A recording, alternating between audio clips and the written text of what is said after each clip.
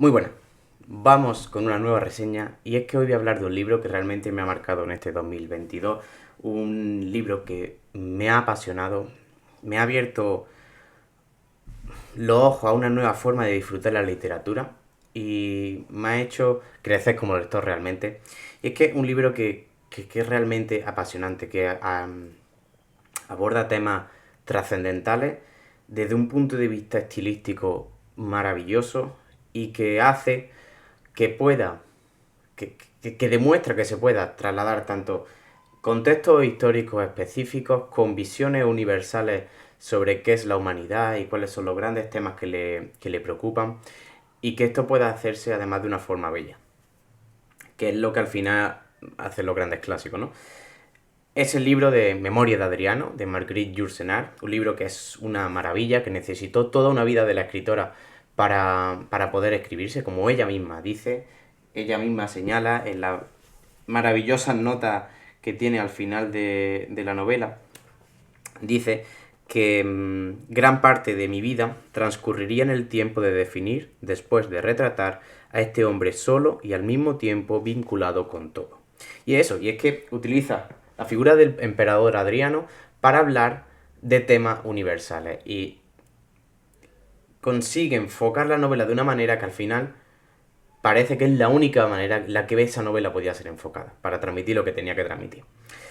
Construyó una novela única en torno a la figura de Adriano, buscando vincularlo con los grandes temas de la humanidad, sobre todo en una vida en la a la que ella le había tocado vivir, en la que había sucedido la Segunda Guerra Mundial. Por lo que cabe aún más, tiene más cabida aún esas grandes reflexiones. Sin más, esta es la reseña de Memoria de Adriano de Marguerite Yourcenar. Bienvenido a El Lector Reseña.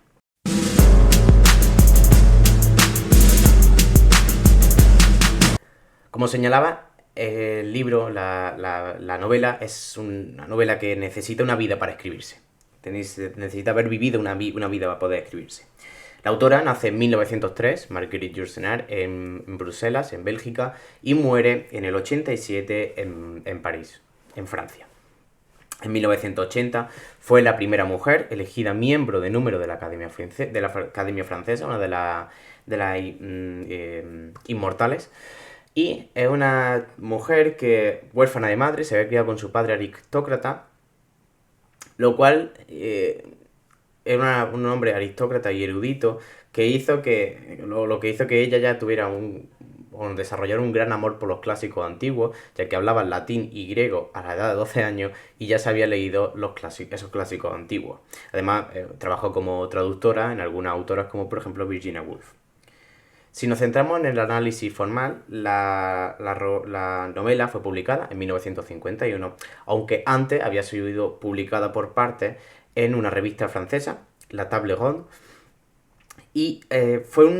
una novela que revolucionó el concepto de novela histórica. O al menos para mí, influyó en cómo se entendería la novela histórica después, creo, estoy casi seguro. Y para mí le dota de todo el sentido que tiene que tener la novela histórica. El, el estilo que utiliza es de falsas memorias. Es una carta que le escribe el emperador Adriano, ya en la vejez, al futuro emperador Marco Aurelio, comenzando con su famoso inicio, querido Marco. Ahí pues cuenta su vida, le aconseja y reflexiona, es la excusa para reflexionar sobre los grandes temas de su vida y por extensión los grandes temas que afligen y que acompañan al hombre a lo largo de su vida. Hace un repaso pues, de su vida y del gobierno de ese imperio. Y le digo que aquí aborda el concepto de novela histórica, me parece que le dota de todo el sentido, porque si bien puede entenderse novela histórica como un oxímoron, donde las historias se supone que son hechos verídicos o al menos objetivos, y la novela se supone que es ficción, creo que se complementa en esta novela se complementan ambos conceptos, puesto que Marguerite Yourcenar coge el concepto, coge la historia, la historia del emperador Adriano, coge los puntos principales de esa historia e intenta trazar una vida, o trata de trazar esa vida, y cómo esa vida podría cómo esa vida podría verse, cómo podría interactuar con grandes temas que al final como ser humano le van a interpelar a la figura de Adriano. Y además extender de ahí esos grandes temas desde el siglo en el que vivió Adriano, el siglo II, de finales del siglo I y principios del siglo II, hasta la actualidad. Como hay elementos que unen a la humanidad a lo largo de los siglos y que pueden separarse, o bueno, que pueden eliminarse uniendo vidas a antojo de la autora a través de los siglos. Además, cómo utiliza esta novela histórica para hablar de cuestiones tan duras como la Segunda Guerra Mundial, como lo que llevó a la Segunda Guerra Mundial, y cómo actúan los seres humanos al final en sus relaciones con el resto de seres humanos. Y sin hablar de la Segunda Guerra Mundial, queda enmarcado por ella, tal y como ella además señala en las notas, indicando que todo lo que ella construye es un marco, o es una orilla que rodea todo un lago. Utiliza de lo que habla para hablar de lo que no menciona. Por otro lado, en cuanto a la forma de escritura, para mí es algo que nunca había visto nada escrito igual. No entra dentro de la crónica histórica específica de señalar todos los hechos que acontecieron, ni entra dentro de la tensión, la acción, no. Obviamente esos hechos históricos sirven de base para generar un relato lírico donde mezcla la filosofía con las propias reflexiones personales del emperador, su angustia y cómo la gestiona. Al final, esos hechos históricos, los viajes del emperador por el imperio, por ejemplo, la política respecto a Mesopotamia, el imperio parto, sirve de excusa para realizar un ejercicio estilístico donde la propia autora busca, a través de la erudición, a través de la profundidad en los significados de las palabras y en los significados y en el sentido de la idea que quiere transmitir, busca aunar esa belleza del lenguaje con las grandes reflexiones y los grandes temas que ella intenta abordar. Para mí, algo que es lo que me superó, lo que hizo que yo sintiera que estaba leyendo otra cosa, que había dado un salto en cuanto al nivel de literatura y en cuanto a lo que estaba leyendo, porque me transmitía esa belleza, el ejercicio artístico estaba ahí y me emocionaba ese ejercicio artístico a la vez que entraba interactuaba conmigo, entraba en diálogo a la vez que iba leyendo, iba reflexionando sobre esas cuestiones, por lo que yo le añadía, o el lector le añade significado a lo que ha escrito la autora, y según el momento en el que lo leas, le puede influirá en ti de una manera o tendrá un significado y como obra de arte te afectará de una forma diferente a otra. Por eso es un libro que, aunque yo me lo leí ahora, creo que si me lo leyera dentro de 20 años, con 20 años más de vida, de experiencias, de emociones, de fracaso, de éxito, sería una novela completamente diferente y seguiría enriqueciéndome. Es lo que hace también, creo, que se pueda denominar como un clásico. Y que tenga esa vocación universal, ¿no? Y por eso es un libro por el que se necesita también una vida para escribirlo, porque requiere de haber vivido esa experiencia, de tener esa pausa y esa visión de ciertas cosas para poder transmitirla. Y que yo me imagino, porque yo ahora mismo no la tengo, y que cuando pasen 20 años, pues quizás ciertas cosas las vea diferentes. Como digo, pues un deleite estético de la idea y del significado y de la propia ambientación que hace. Porque no intenta hacer una recreación histórica para que tú puedas estudiar la Roma antigua, la antigua Roma, a través del libro. No. Intenta hacer una evocación de un mundo antiguo concretamente para que tú puedas disfrutar de ese mundo antiguo y conectes con ciertas ideas que no han llegado de ese mundo antiguo, esa Roma antigua, y así transmitir esas emociones y esa idea. De forma que, además, cuanto más conoces sobre la antigua Roma, si eres aficionado a la historia o a la filosofía, más puedes aprovecharlo porque vas a encontrar muchísimo más significado. Tiene muchas capas de significado, hay mucha información y el nivel de erudición es muy importante, de forma que es accesible tanto a gente que esté más avezada en esos temas, como gente que se esté adentrando por primera vez. Aunque, bueno, como digo, pues que hay que tener cuidado porque no es un libro de historia, no debe comprenderse así, no hay que decir, es que está mal porque Adriano esto no fue así, no, no, ese es el point. Busca evocar pues un tiempo y transmitir una sensación específica y una idea concreta. Y es aquí donde es curioso porque, o sea, que decir, la novela es maravillosa, pero hay un punto muy importante que complementa la novela absolutamente y son las notas de la propia autora. Al final del libro, que por cierto tengo en traducción de Cortázar, porque este es un libro que tradujo Cortázar, la propia autora añade unas notas al final del libro que ayudan a comprenderlo y ayudan a dotarle de un significado o añadirle al menos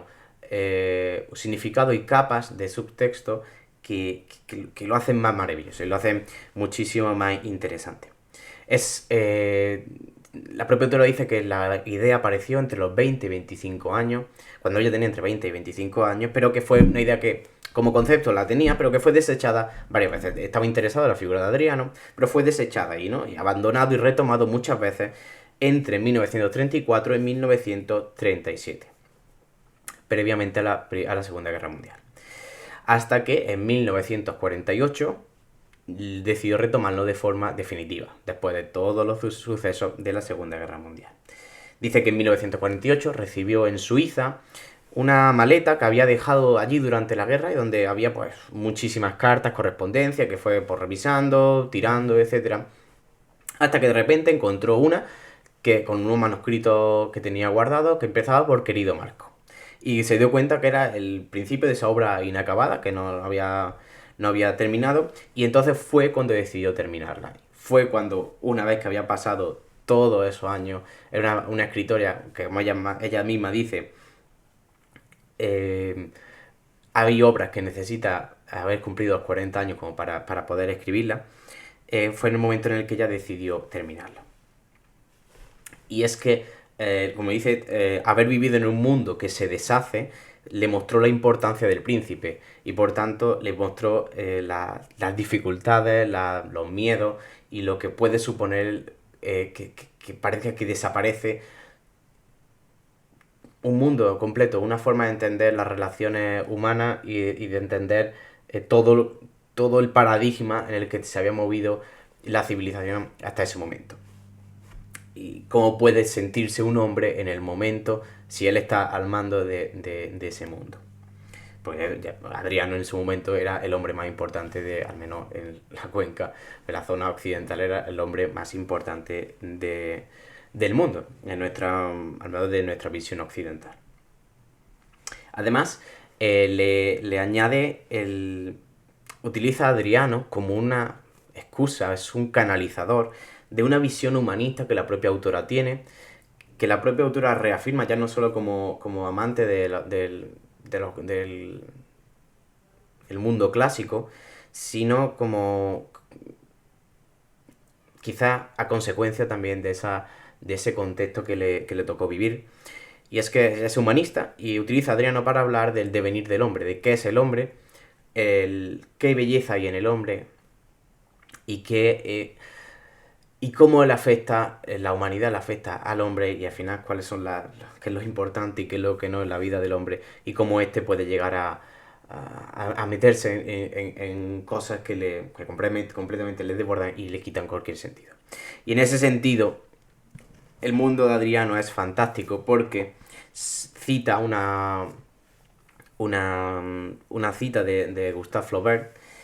que señala que explica ese por qué Adriano y por qué ese momento, ¿no? Y es que dice que encontró en un volumen de la correspondencia de Flaubert una cita que tenía releída y subrayada y que decía: cuando los dioses ya no existían y Cristo no había aparecido aún,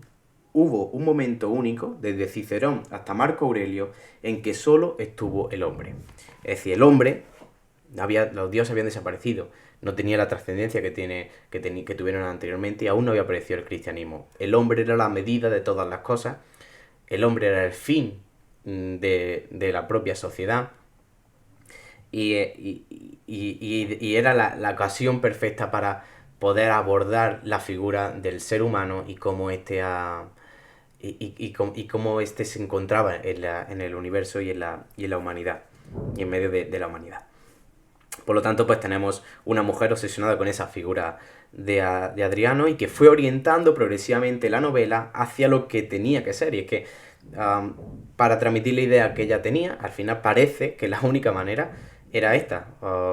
Una sola voz, un hombre que escribe de su puño y letra una carta sin ninguna interposición, sin narrador, es decir, con una voz propia, y que además la autora dice que desechó la forma de diálogo y así era la transmisión directa, la conexión entre el lector y el pensamiento de su Adriano. Esta obra tuvo muchos cambios y al final dice que solamente de la versión que en 1934 escribió, lo único que ha quedado ha sido la frase de "empiezo a percibir el perfil de mi muerte".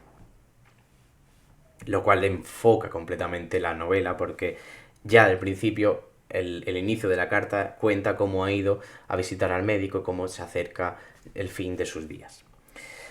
Y al final, pues, transforma la figura de Adriano, le coge la figura de Adriano y muestra una visión entre cinismo, por un lado, un poco cínico, nihilista, con una vertiente del estoicismo.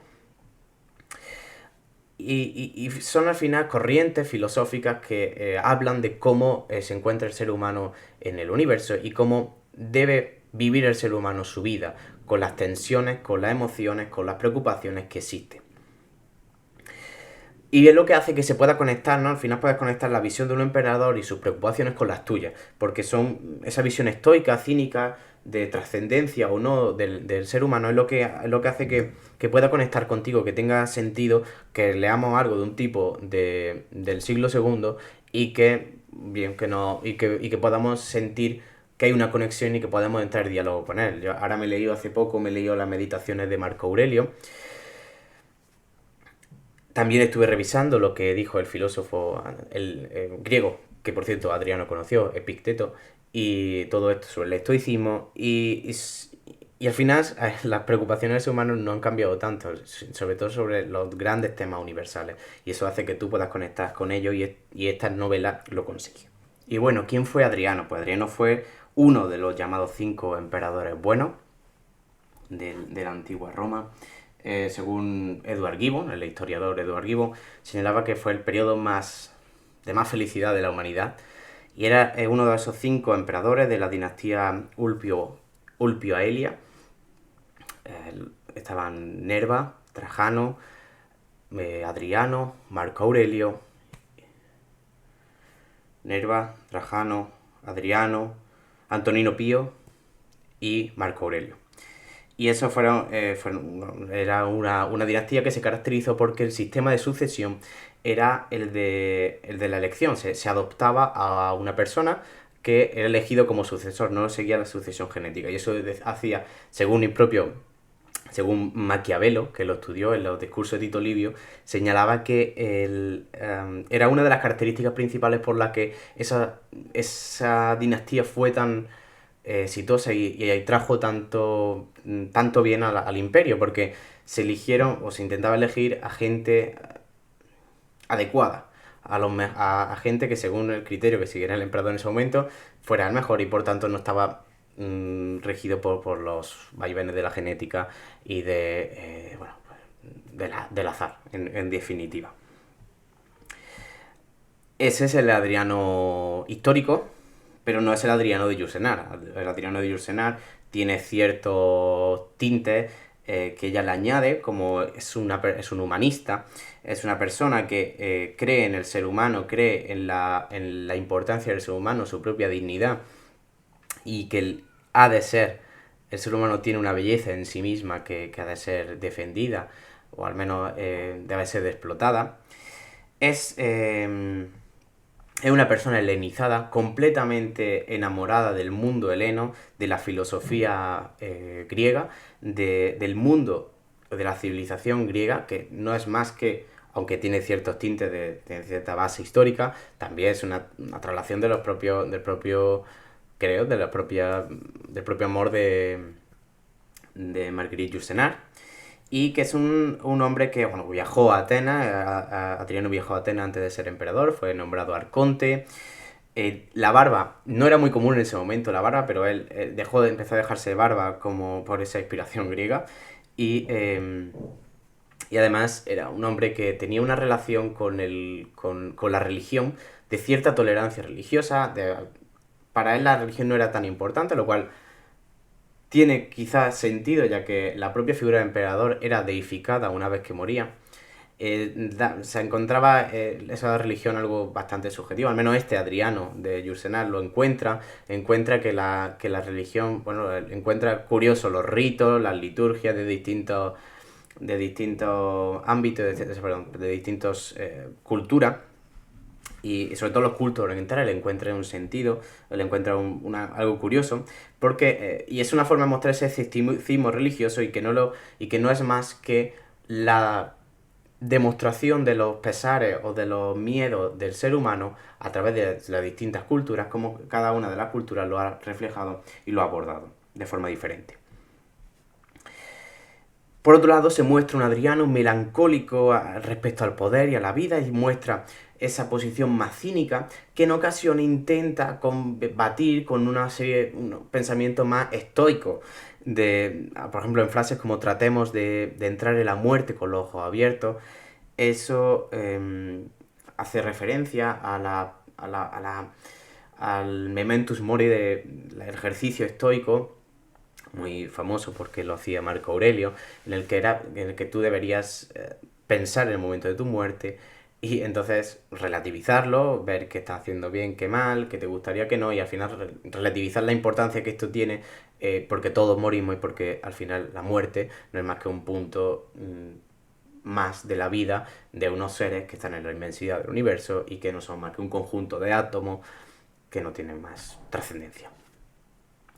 De hecho, conoció a Epicteto, como he dicho antes, cuando fue a Grecia, y todo esto influyó, esa filosofía griega influyó en su forma de ver la vida, y así lo que Yourcenar ha utilizado para dotar de esa personalidad y de esa visión a Adriano. Le ha servido para nutrirlo con una visión específica de qué es la vida. Y hay un aspecto fundamental que mezcla y que complementa absolutamente ese cinismo, y es la figura de su amante, que es la figura de Antino. Y vemos a un Adriano completamente enamorado y por lo tanto después desolado y afectado por esa muerte. Porque, bueno, Antino era el joven amante de Adriano, que de hecho murió en extrañas circunstancias,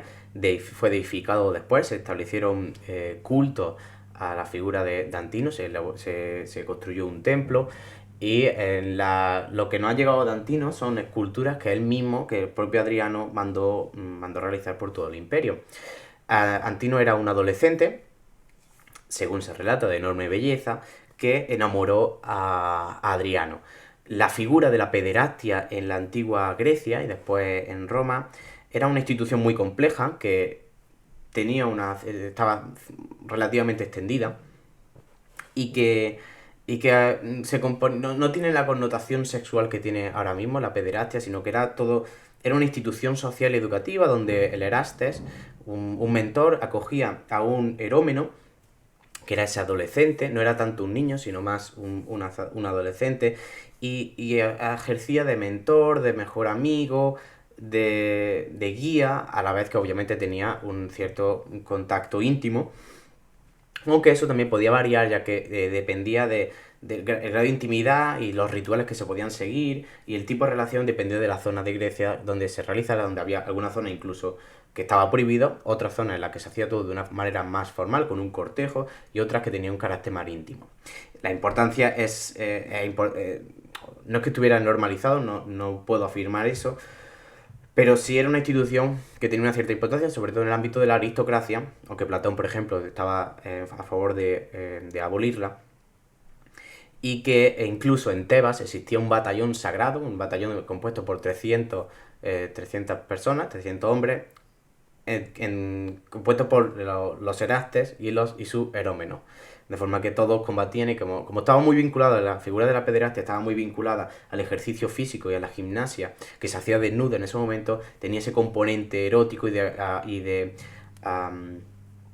admiración de la belleza y de la juventud, que aquí Adriano también asume, que George Senard también le otorga a Adriano. Y eso es que, y de hecho es que aparecen en libros, aparecen ciertos temas, como eso, como el amor, el deseo y la belleza, que al final para el emperador Adriano es uno de los motores más importantes con el que se desarrolla el personaje. El desarrollo psicológico del personaje tiene uno de sus puntos fundamentales, el amor que siente por Antino y la tragedia por la pérdida de su amante.